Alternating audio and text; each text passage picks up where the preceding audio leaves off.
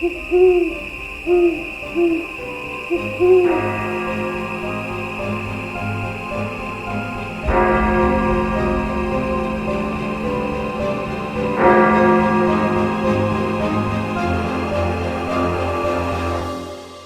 12 past 3.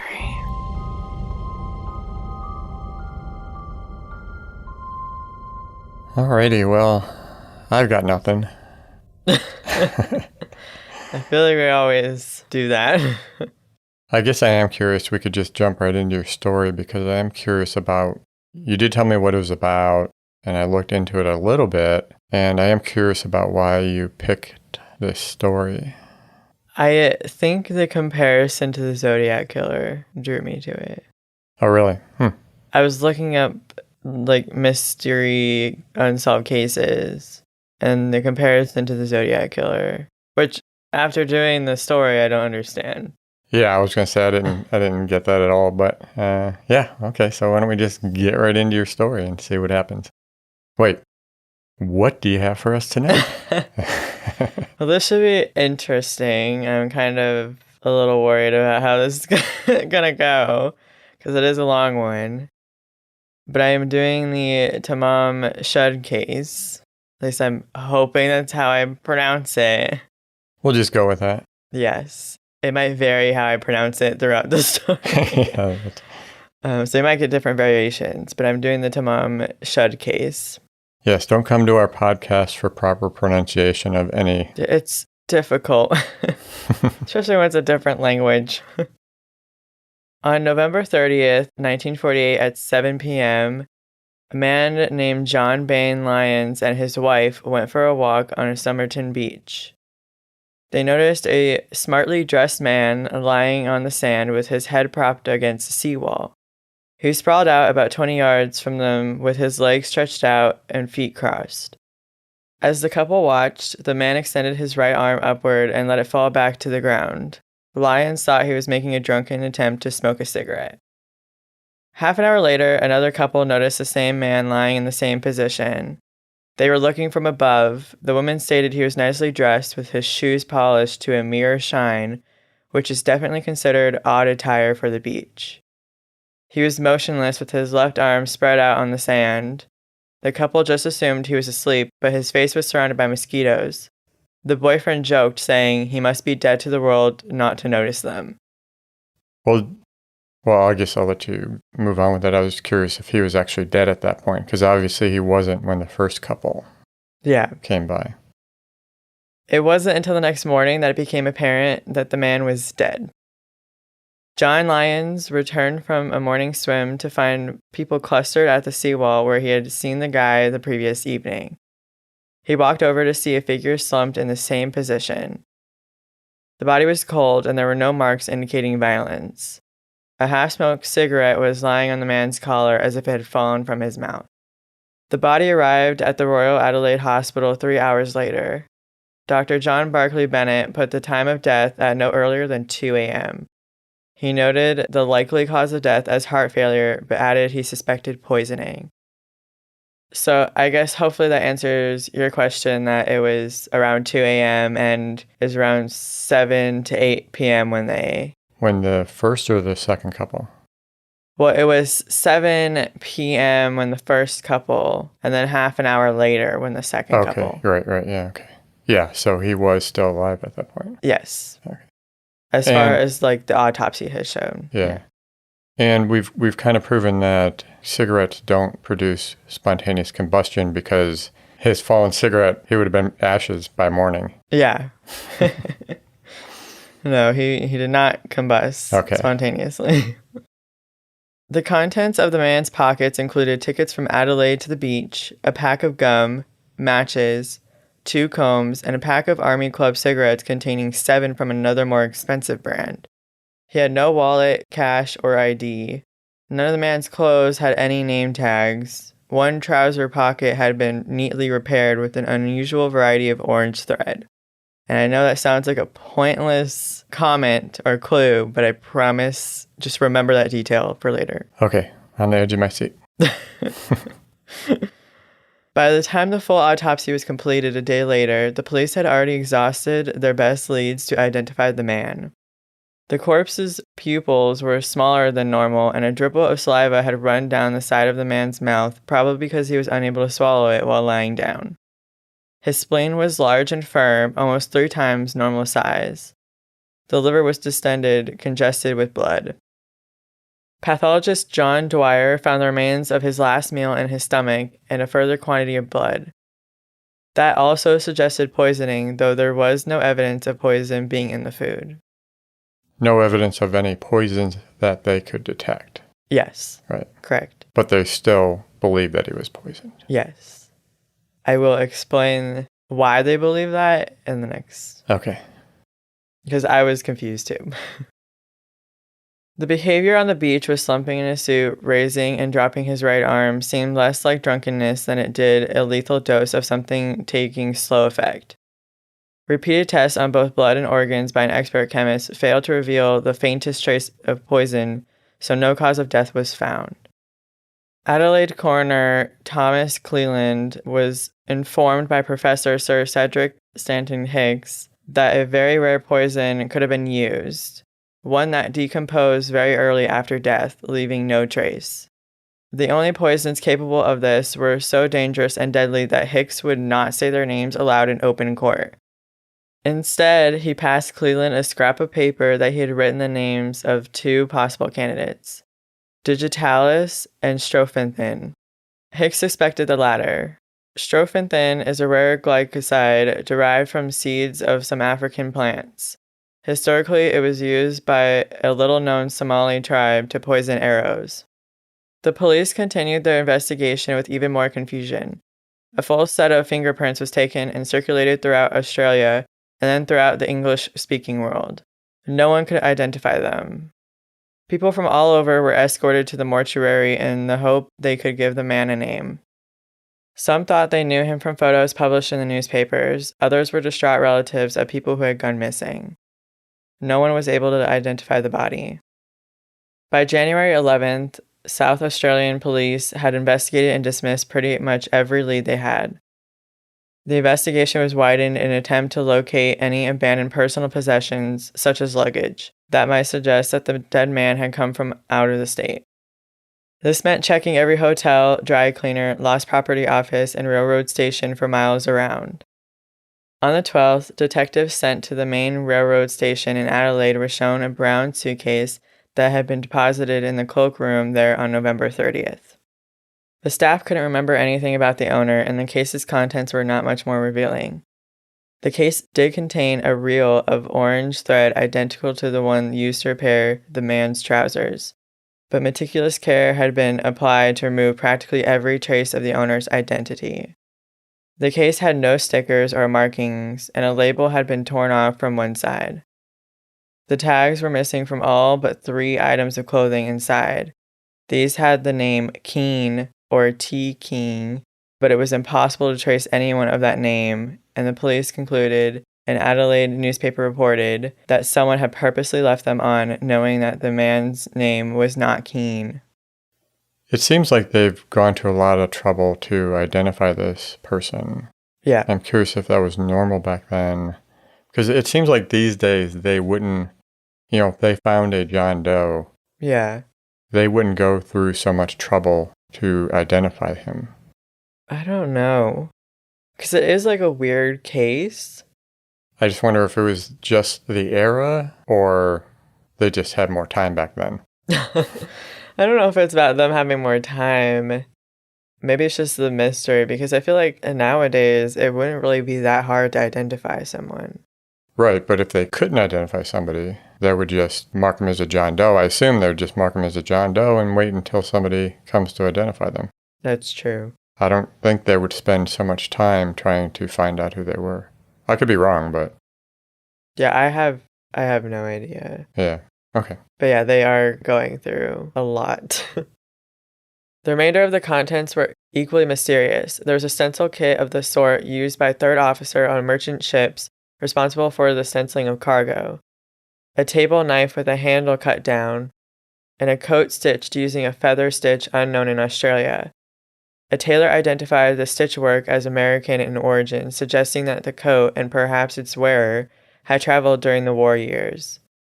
But searches of shipping and immigration records from across the country again produced no leads. So the plot thickens. Yeah. The police had brought in another expert, John Cleland, a professor of pathology at the University of Adelaide, to re-examine the corpse and the man's possessions. In April, 4 months after the discovery of the body, Cleland's search produced a final piece of evidence that proved to be the most baffling of all. Cleland discovered a small pocket sewn into the waistband of the man's trousers. Previous examiners had missed it, and several people had referred to it as a secret pocket, but it seemed to have been intended to hold a fob watch. Inside, tightly rolled, was a scrap of paper which opened up with 2 words typeset in an elaborate printed script. The phrase read, Tamám Shud, which meant it is ended in Persian. Okay, so that's weird. Yeah. And it's weird that no one else found it. Right. Weird that they took so long to find it. Yeah. Frank Kennedy, the police reporter for the Adelaide Advertiser, recognized the words as Persian and called police to suggest they obtain a copy of a book of poetry, the Rubaiyat of Omar Khayyam. I'm hoping that's pronounced right. We're going to go with it. Again, yeah, we'll go with that. This work, written in the 12th century, had become popular in Australia during the war years in a much-loved translation by Edward Fitzgerald. It existed in numerous editions, but the usual intricate police inquiries to libraries, publisher, and bookshops failed to find one that matched the fancy type.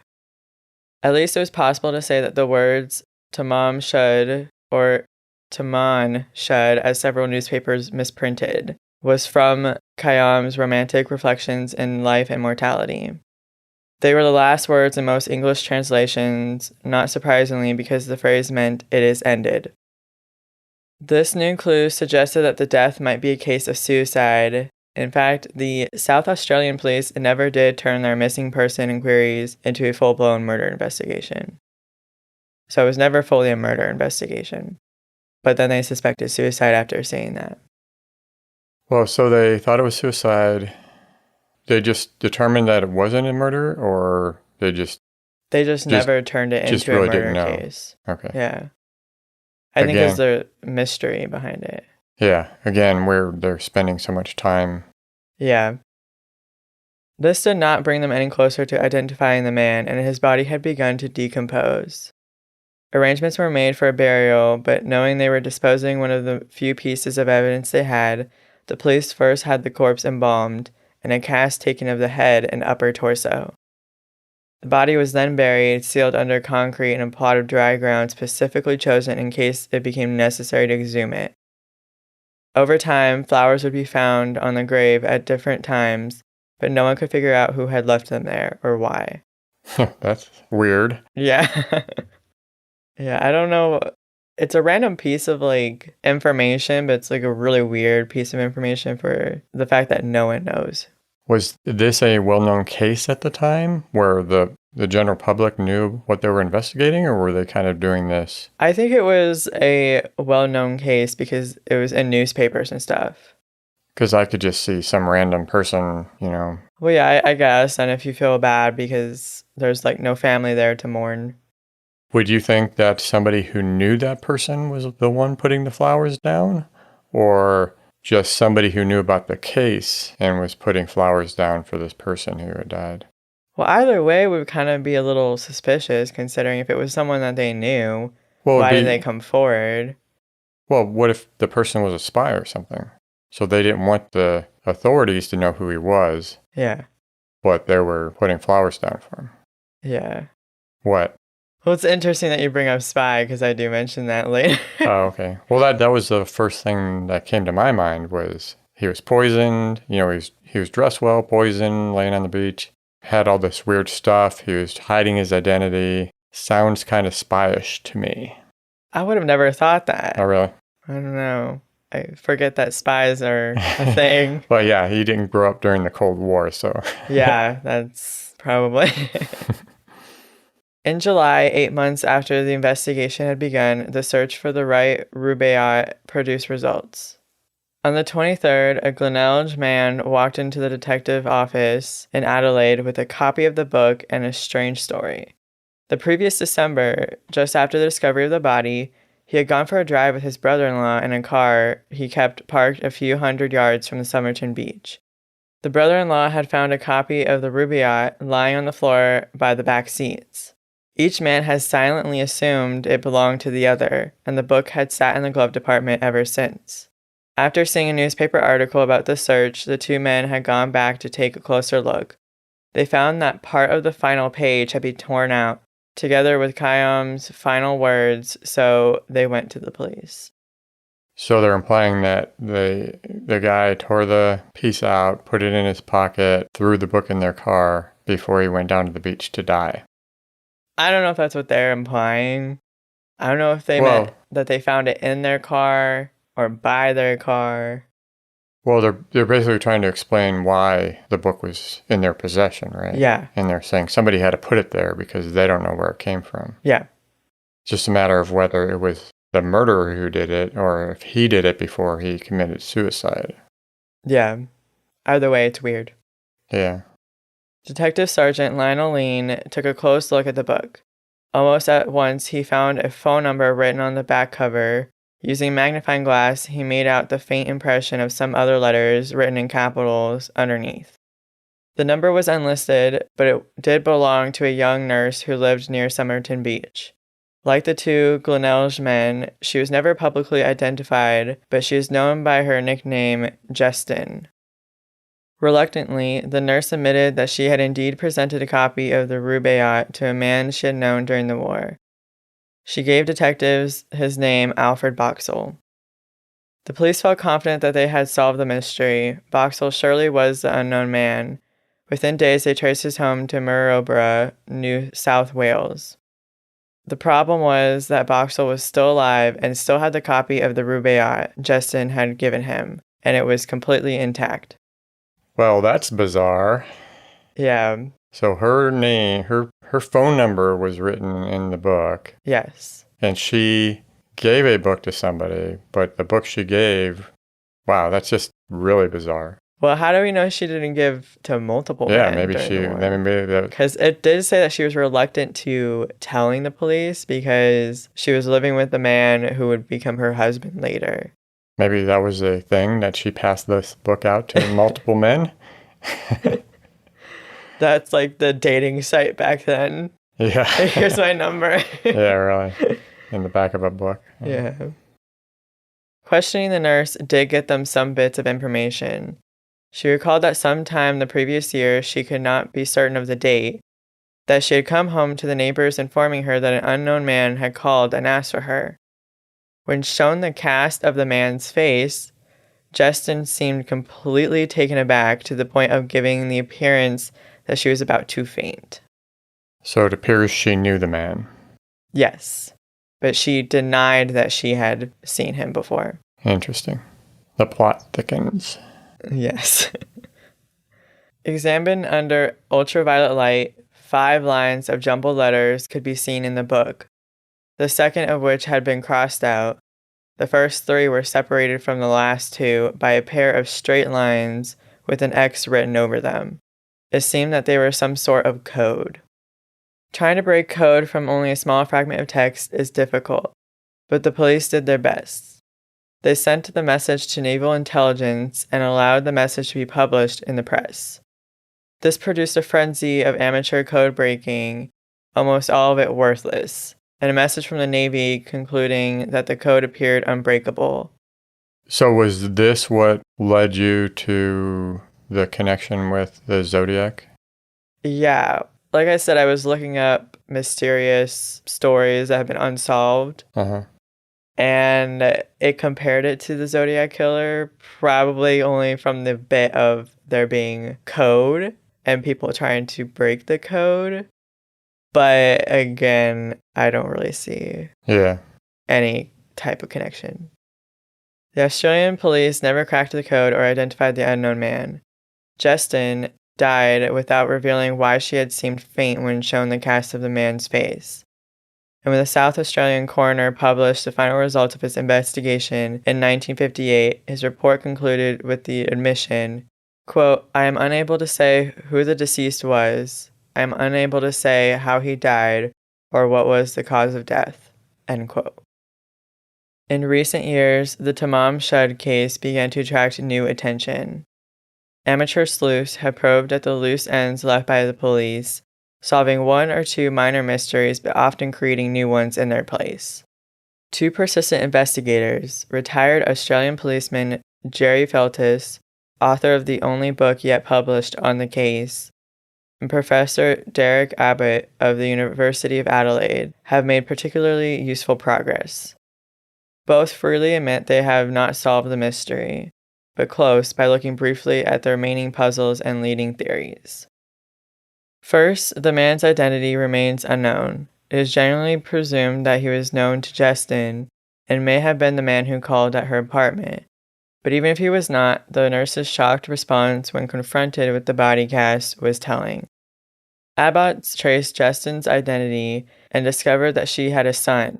Analysis of the surviving photos of the unknown man and Justin's child reveals intriguing similarities, leading to the theory that this may have been his son and could have been the reason why he killed himself when told he could not see them.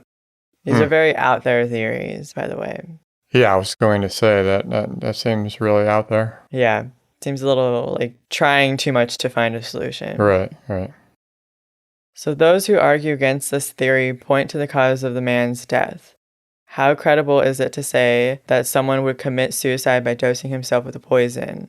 Digitalis and even Strofenthin can be found in pharmacies, but not off the shelf. Both poisons are muscle relaxants used to treat heart disease. The apparent exotic nature of the death suggests to these theorists that the unknown man was possibly a spy. Yeah, called it.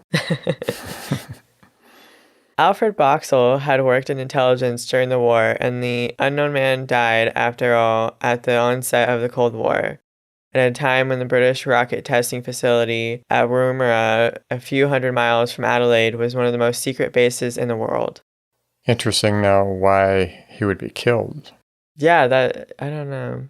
Unless the government killed him, but obviously they weren't going to come forward and say anything. Of course, you would think they would just make the guy disappear. They wouldn't just poison him and leave him on their own beach. Yeah. Throw him in the ocean or something, I don't know. It has even been suggested that the poison was administered to him through his tobacco, which might explain the mystery of why his Army Club pack contained 7 cigarettes of a different brand. Oh, so somebody swapped out his cigarettes? Well, that's what they're claiming. Because he did have a pack of cigarettes, but 7 of them were a different, more expensive brand. Yeah, that's kind of weird, though, with the whole book and the piece of paper, though. Yeah. Because somebody put the book somewhere. Yeah. Put the piece of paper in his pocket, and then he went off and died. But if somebody swapped out his cigarettes, then he would have just smoked them and died somewhere. Yeah. I don't know. Weird. And then on top of it with the coded message on the book. Yeah. And the nurse's phone number. Yeah, that's all weird, too. I don't... So many mysteries. None of them point to any solution. As far-fetched as this seems, there are 2 more genuinely odd things about the mystery of the Tamám Shud that point away from anything such as suicide. The first is the apparent impossibility of locating an exact duplicate of the rubaiyat handed in to the police in July of 1949. Jerry Feltis had tracked down a near-identical version with the same cover published by a New Zealand bookstore chain named Whitcomb and Toombs, but it was published in a different format.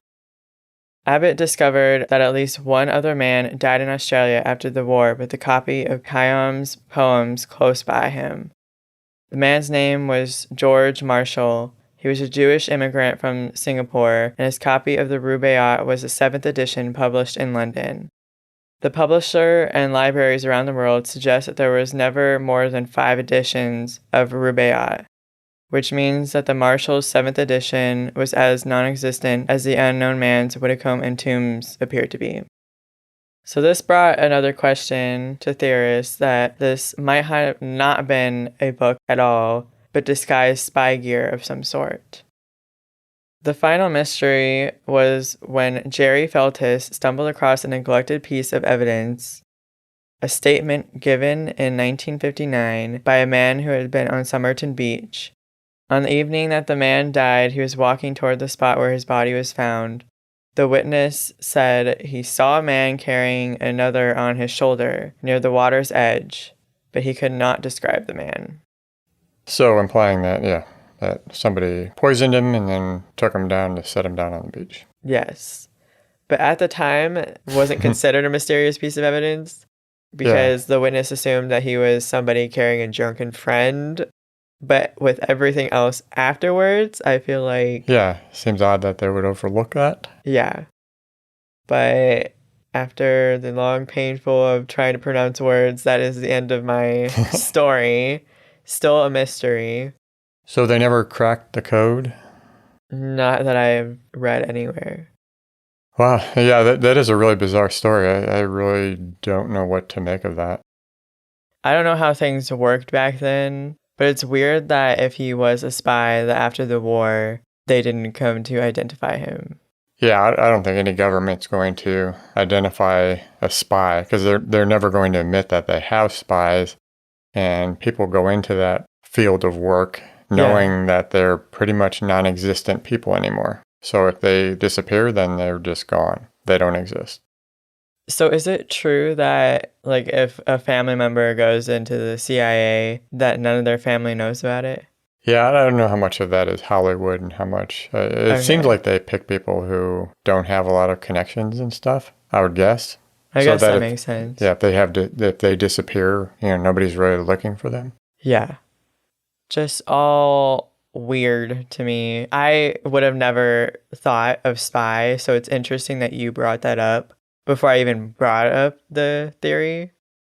Yeah, it's weird, all of the different clues. You have the tags that were removed to avoid identification. So that's weird, right?